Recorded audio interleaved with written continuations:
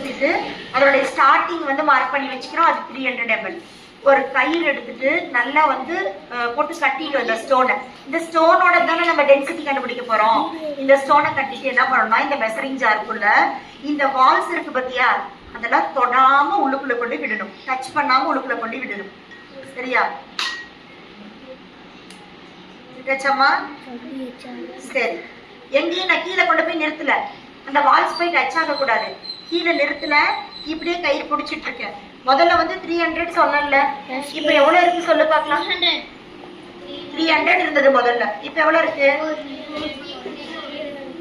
இது 300, இது 300 மேல 325. இப்ப வந்து இரண்டாவது அளவு நமக்கு என்ன கொடுத்திருக்கோம்? நூலை பிடித்துக் கொண்டு கல்லின் முகவில் சுவர்களை தொடாமல் நீருள் மூழ்க செய்ய வேண்டும்.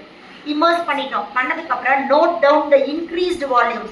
ஃபர்ஸ்ட் வால்யூம் 300 V1, இதுக்கு மேல ஒரு வால்யூம் இன்க்ரீஸ் ஆயிருக்கலாமா, அந்த இன்க்ரீஸ் ஆன வால்யூம் V2 போட்டுக்கணும்.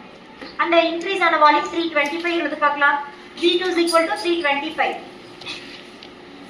இப்போ வால்யூம் ஆஃப் த ஸ்டோன் வந்து நம்ம கண்டுபிடிக்க போறோம். சரி, இது இப்ப டச் பண்ற மாதிரி நான் வச்சுட்டேன்.